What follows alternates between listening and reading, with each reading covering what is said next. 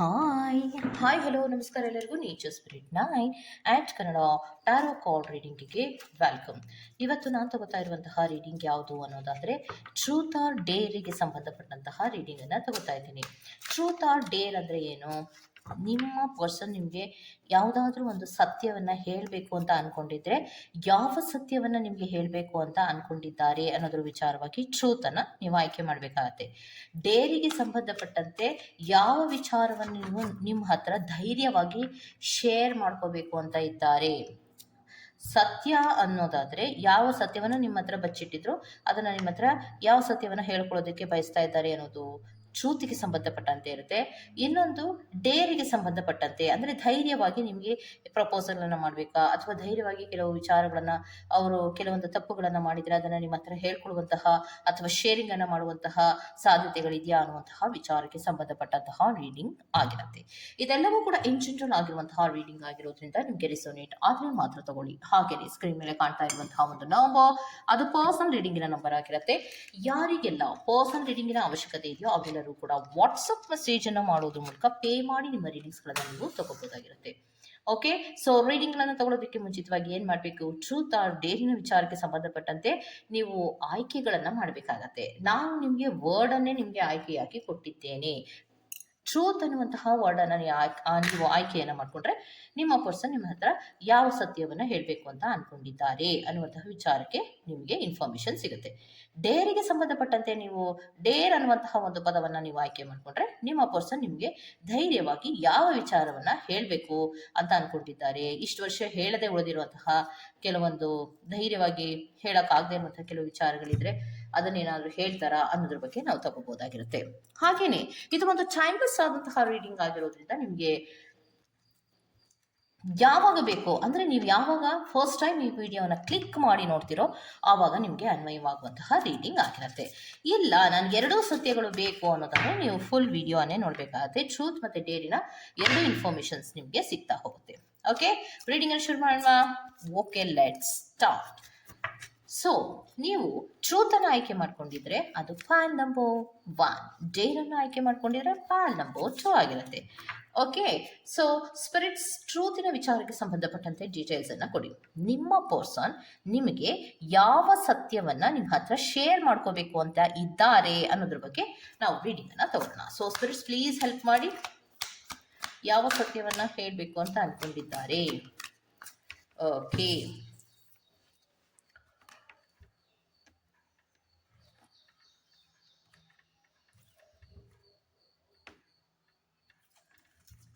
So ಈ ಟ್ರೂತಿಗೆ ಸಂಬಂಧಪಟ್ಟಂತೆ ನಿಮ್ಮ ಪರ್ಸನ್ ಯಾವ ವಿಚಾರವಾಗಿ ನಿಮ್ಮ ಹತ್ರ ಸತ್ಯವನ್ನು ಹೇಳಬೇಕು ಅಂತ ಅಂದ್ಕೊಂಡಿದ್ದಾರೆ ಅನ್ನೋದಾದರೆ ಸತ್ಯಕ್ಕೆ ಸಂಬಂಧಪಟ್ಟಂತೆ ನಮ್ಮಿಬ್ಬರಲ್ಲಿ ಆದಂತಹ ಜಗಳಗಳನ್ನು ಎಂಡ್ ಮಾಡೋಣ, ಅದು ಸಾಕಾಗಿದೆ ನನಗೆ ಅನ್ನುವಂತಹ ಸತ್ಯವನ್ನ ನಿಮಗೆ ಹೇಳಬೇಕು ಅಂತ ಅವರು ಅಂದ್ಕೊಂಡಿದ್ದಾರೆ.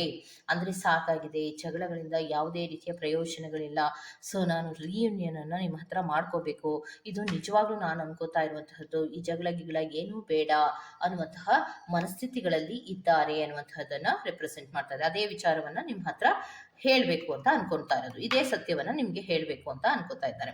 ಮತ್ತೆ ಇನ್ನೊಂದು ಏನು ಅಂದರೆ ಅವರ ಮನಸ್ಸಿನಲ್ಲಿ ಧೈರ್ಯವಾಗಿ ನಾನು ಈ ವಿಚಾರವನ್ನ ಹೇಳ್ಕೋಬೇಕು, ನಾನು ಕೆಲವೊಂದು ರೀತಿಯ ಜಗಳಗಳನ್ನು ಆಡಿದ್ದೆ, ಅದು ನಮ್ಮಿಬ್ಬರಲ್ಲಿಯೂ ಕೂಡ ಒಂದು ಭಿನ್ನಾಭಿಪ್ರಾಯಗಳಿಗೆ ಕಾರಣವಾಗಿತ್ತು. ಆ ಭಿನ್ನಾಭಿಪ್ರಾಯಗಳನ್ನ ಸರಿ ಮಾಡಿಕೊಂಡು ನಾವು ಪ್ರೀತಿಯ ಕಡೆಗೆ ಫೋಕಸ್ ಅನ್ನ ಮಾಡಬಹುದಲ್ವಾ ಅನ್ನುವಂತಹ ವಿಚಾರಕ್ಕೆ ಸಂಬಂಧಪಟ್ಟಂತೆ ಅವರು ನಿಮಗೆ ಸತ್ಯವನ್ನ ಹೇಳೋದಕ್ಕೆ ಬಯಸ್ತಾ ಇದ್ದಾರೆ. ಸೊ ಅಂದ್ರೆ ಜಗಳಗಳನ್ನ ನಿಲ್ಲಿಸಿ ರಿಯೂನಿಯನ್ ಅನ್ನ ಮಾಡ್ಕೋಬೇಕು ಅನ್ನುವಂತಹ ಆಲೋಚನೆಗಳು ನನಗೆ ಬರ್ತಾ ಇದೆ, ಅದೇ ಸತ್ಯ ನಾನು ನಿನಗೆ ಹೇಳಬೇಕು ಅಂತ ಅನ್ಕೊಂಡಿರೋದು ಅನ್ನೋದನ್ನ ಹೇಳ್ತಾ ಇದ್ದಾರೆ. ಓಕೆ, ಇದು ಫೈಲ್ ನಂಬರ್ 1 ಅವರ ರೀಡಿಂಗ್ ಆಗಿರುತ್ತೆ. ಯಾರೆಲ್ಲ ಫೈಲ್ ನಂಬರ್ 1 ಅನ್ನ ಆಯ್ಕೆ ಮಾಡ್ಕೊಂಡಿದ್ದೀರೋ ಅವರಿಗೆ ಇದು ಅನ್ವಯವಾಗತ್ತೆ. ಓಕೆ, ಡೇರ್ ಅನ್ನುವಂತಹ ವಿಚಾರಕ್ಕೆ ಸಂಬಂಧಪಟ್ಟಂತೆ ಅಂದ್ರೆ ಧೈರ್ಯವಾಗಿ ನಿಮ್ಮ ಹತ್ರ ಯಾವ ವಿಚಾರವನ್ನ ಹೇಳಬೇಕು ಅಂತ ಅನ್ಕೊಂಡಿದ್ದಾರೆ ನಿಮ್ಮ ಪರ್ಸನ್ ಅನ್ನೋದನ್ನ ನೋಡೋಣ.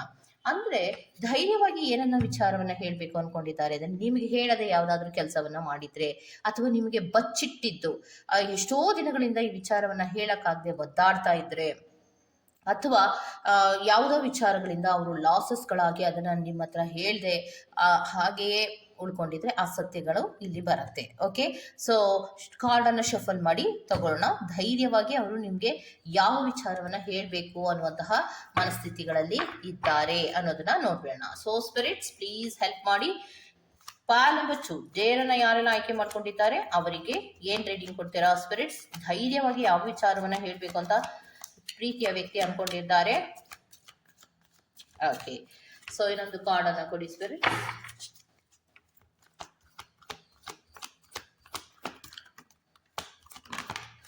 Okay okay, so clarification card, ಮೊದಲನೇ ಕಾರ್ಡಿನ ಕ್ಲಾರಿಫಿಕೇಶನ್ ಕಾರ್ಡ್ ಅನ್ನ ಕೊಡಿ ಸ್ಪಿರಿಟ್ಸ್. ಓಕೆ, ಸೊ ನೋಡಿ, ಡೇರಿಗೆ ಸಂಬಂಧಪಟ್ಟಂತೆ ಯಾವ ವಿಚಾರವನ್ನ ನಿಮ್ಗೆ ಹೇಳಬೇಕು ಅಂತ ಅನ್ಕೊಂಡಿದ್ದಾರೆ ಅನ್ನೋದಾದ್ರೆ ನಿಮ್ಗೆ ಶಫ್ಲಿಂಗ್ ಕಾರ್ಡಿನಲ್ಲಿ ಮೊದಲನೇ ಕಾರ್ಡ್ ಬಂದಿರುವಂತಹದ್ದು 3 ಆಫ್ ಕಪ್ಸ್ ರಿವಾರ್ಡ್ಸ್ ಆಗಿ ಬರ್ತಾ ಇದೆ. ಅಂದ್ರೆ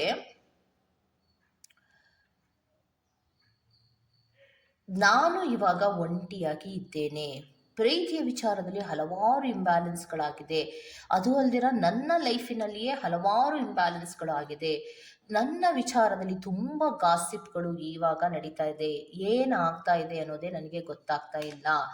ಸೊ ಇದರ ಕ್ಲಾರಿಫಿಕೇಶನ್ ಮತ್ತೆ ಕಾರ್ಡ್ಗಳನ್ನು ಕೊಡಿ ಸ್ಪಿರಿಟ್ಸ್. ಯಾವ ವಿಚಾರವನ್ನು ಅವರು ಧೈರ್ಯವಾಗಿ ಹೇಳಬೇಕು ಅಂತ ಅನ್ಕೊಳ್ತಾ ಇದ್ದಾರೆ. ಓಕೆ,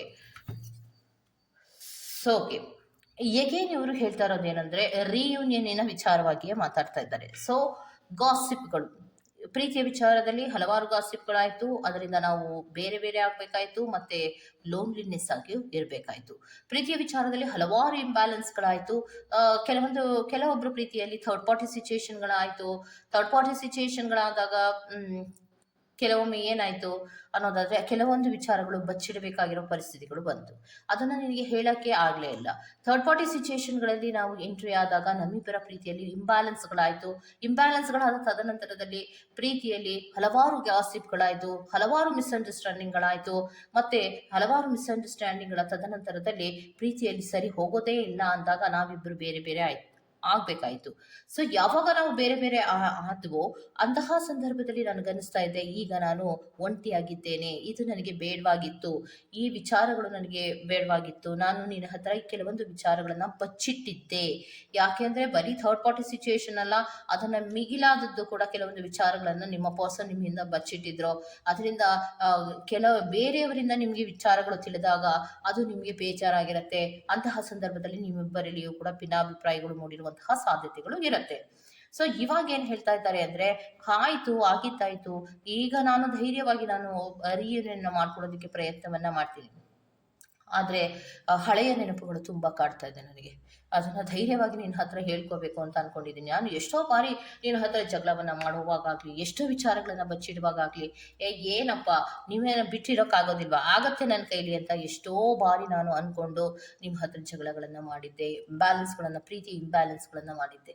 ಆದ್ರೆ ಯಾವಾಗ ನೀವು ನನ್ನಿಂದ ದೂರ ಹೋದ್ರೋ ಅಂತಹ ಸಂದರ್ಭದಲ್ಲಿ ನನಗೆ ತುಂಬಾ ಕಾಡೋದಕ್ಕೆ ಶುರುವಾದ್ರಿ, ನೆನಪುಗಳು ತುಂಬಾ ಕಾಡೋದಕ್ಕೆ ಶುರುವಾಯಿತು, ನಾನೇನು ನನ್ನ ಜೀವನದಲ್ಲಿ ಒಂಟಿ ಏನೋ ಅನ್ನುವಂತಹ ಫೀಲ್ ನನಗೆ ಆಗ್ತಾ ಇದೆ. ಸೊ ಅದನ್ನ ನಿಮ್ಗೆ ಧೈರ್ಯವಾಗಿ ನಾನು ಹೇಳ್ಕೊತೀನಿ, ನನ್ನ ತಪ್ಪುಗಳೇ ಆಗಿದೆ, ನನ್ನ ಕಡೆಯಿಂದಲೇ ಆಗಿರುವಂತಹ ತಪ್ಪುಗಳು, ನಾನೇ ಕೆಲವು ವಿಚಾರಗಳನ್ನ ಬಚ್ಚಿಟ್ಟಿದ್ದು ತಪ್ಪಾಯ್ತು ಅನ್ನುವಂತಹ ರೀತಿಯಲ್ಲಿ ನಾನು ಧೈರ್ಯವಾಗಿ ನಿಮ್ಮ ಹತ್ರ ಕ್ಷಮೆಯನ್ನ ಕೇಳಬೇಕು ಅಂತ ಅನ್ಕೊಂಡಿದ್ದೇನೆ, ಮತ್ತೆ ನಿಮ್ಮ ಹತ್ರ ಮಾತಾಡಬೇಕು ಅಂತ ಕೂಡ ಅನ್ಕೊಂಡಿದ್ದೀನಿ ಅನ್ನೋದನ್ನ ಹೇಳ್ತಾ ಇದ್ದಾರೆ. ಸೊ ರಿಯೂನಿಯನ್ ರೆಪ್ರೆಸೆಂಟ್ ಮಾಡ್ತಾ ಇದೆ, ಟಕ್ ಫುಲ್ ಅನ್ನುವಂತಹದನ್ನ ರೆಪ್ರೆಸೆಂಟ್ ಮಾಡ್ತಾ ಇದೆ.